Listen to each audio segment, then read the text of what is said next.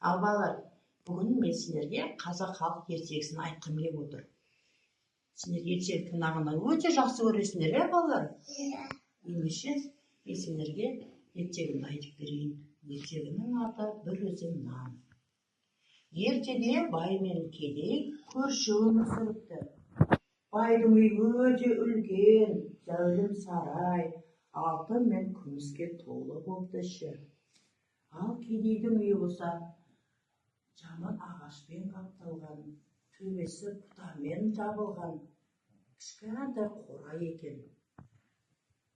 Бай алтын, күміс, үйінде ауқаты көп, еті көп, сиыр мал көп, ауқаты өте керемет екен.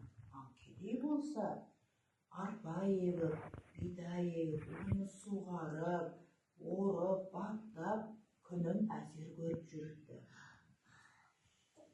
Күндердің күнінде, көктем күнінде су алапаты болып, су тасқыны болады екен. Бай үйдегі бар алтын мен күмісін алып, талдың төбесіне шығып кетіпті. Ал кедей болса, бір күміс табананын қойнына салып, ол да талдың төбесіне шығып кетеді екен. Су 3 күнге созылады екен. Қарны ашқан бай бір күн кедейге: «Ей, кедей, мен саған бір түйір алтынды берейін, сен маған бір үзім нан берші» дейді.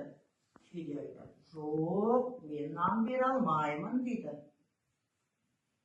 Сөйтіп отырып, екінші күні кедей ойланып: «Мен бұған алтынның жартысын берсем бе екен» деп кедейге тағы айтады: «Ей, кедей, мен саған алтынның жартысын берейін, сен маған бір үзім нан берші» дейді.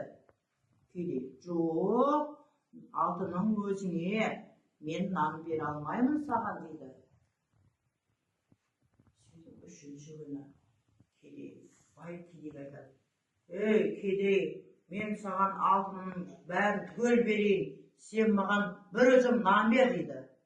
Кедей: «Жоқ, алтының өзіңе, маған алтын керегі жоқ, маған нан керек, маған ас керек» деп кедей келіспей қояды.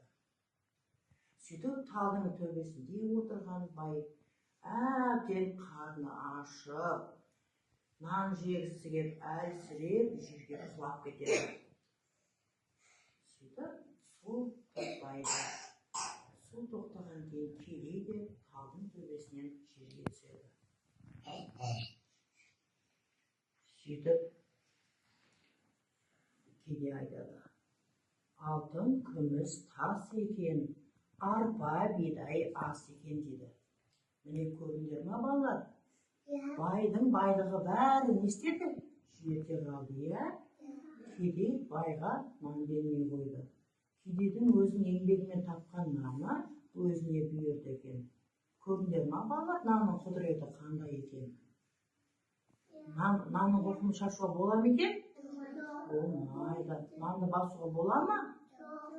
Нан немен келді балалар? Еңбекпен келеді екен нан, иә? Оны апан егеді екен, суғарады екен, баптайды екен, оны орады, жинайды. Міне, ертегі ұнады ма балалар сендерге? Нанның қадірін білдік па балалар? Жарайсыңдар. Ертегім ұнаса, онда біз барып демала қояйық, иә?